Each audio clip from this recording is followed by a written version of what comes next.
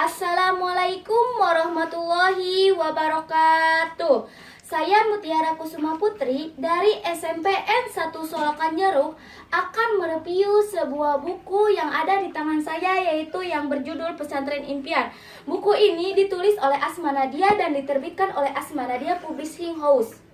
Tebal buku halaman ini adalah 292 halaman dan diterbitkan pada tahun 2014.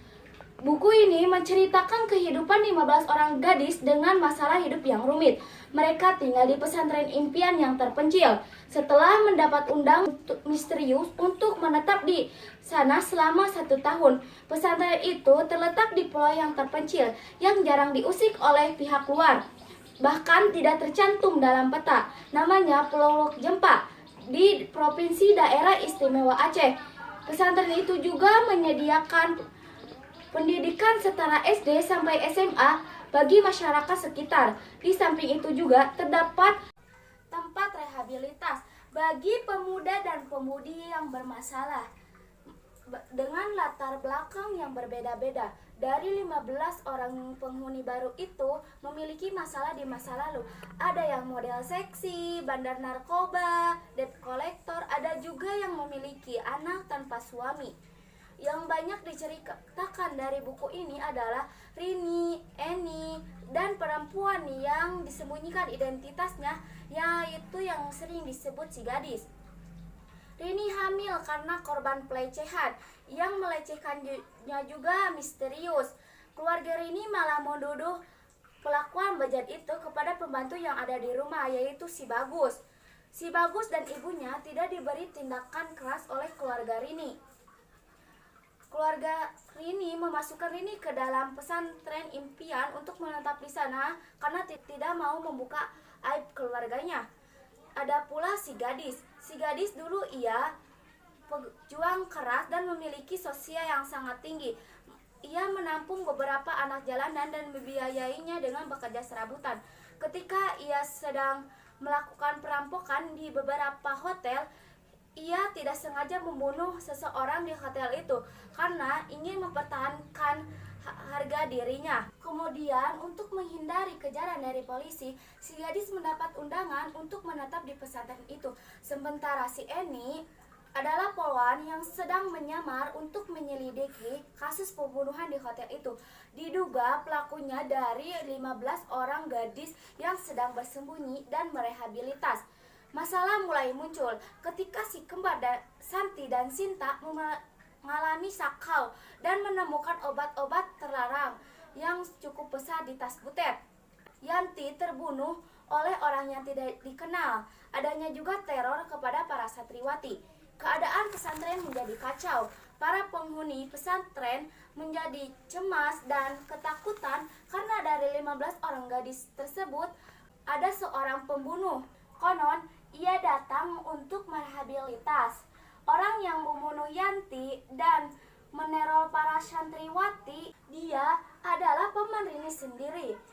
Kusno adalah adik dari ibu Rini. Mereka tidak memberitahukan siapa pelaku sebenarnya karena tidak ingin membuka aib keluarganya. Mereka malah menuduh si Bagus. Kusno mendatangi pesantren itu kembali karena ingin mencoba membunuh Yanti karena pelakuan jahatnya itu ingin hilang. Tetapi Kusno salah sasaran, malah membunuh Yanti. Lelaki itu terjatuh ke dalam jurang dan tenggelam di laut. Si gadis itu terselamatkan karena diselamatkan oleh pembantu yang tidak bersalah itu. Pemilik pesantren yaitu Teungku Budiman yang sangat dikagumi oleh para santriwati, tetapi ia memiliki rahasia yang sangat besar. Ternyata pesantren itu bukan miliknya, tetapi milik Umar yang berprofesi sebagai pengacara.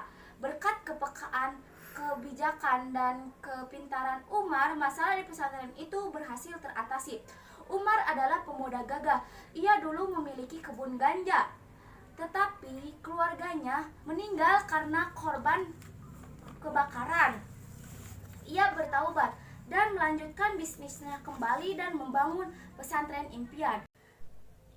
Setelah masa pendidikan santriwati usai, Umar langsung melamar si gadis yang telah menarik perhatiannya sejak awal. Si gadis ia adalah Ino. Dulu ia adalah yang menampung anak jalanan dan membiayainya, ia sempat membunuh lelaki yang hendak melecehkannya. Para santriwati pun belajar menjadi manusia yang lebih baik. Nah, itu adalah cerita dari buku Pesantren Impian. Hikmah dari cerita tersebut adalah perlunya manusia untuk bertaubat, karena bertaubat tidak semudah membalikan telapak tangan. Saya juga merekomendasikan karena buku ini terdapat nilai-nilai moral dan diiringi oleh norma. Buku ini menyadarkan bahwa pentingnya bersyukur dalam hidup. Buku ini juga memiliki beberapa kekurangan. Di antaranya ketika penculikan Butet yang sangat cukup singkat. Penculiknya juga berpas-pasan dengan pemilik pesantren itu. Sekian presentasi dari saya. Semoga kalian dapat mengambil sisi baik dari hikmah tersebut. Wabillahi taufiq wal hidayah. Wassalamualaikum warahmatullahi wabarakatuh.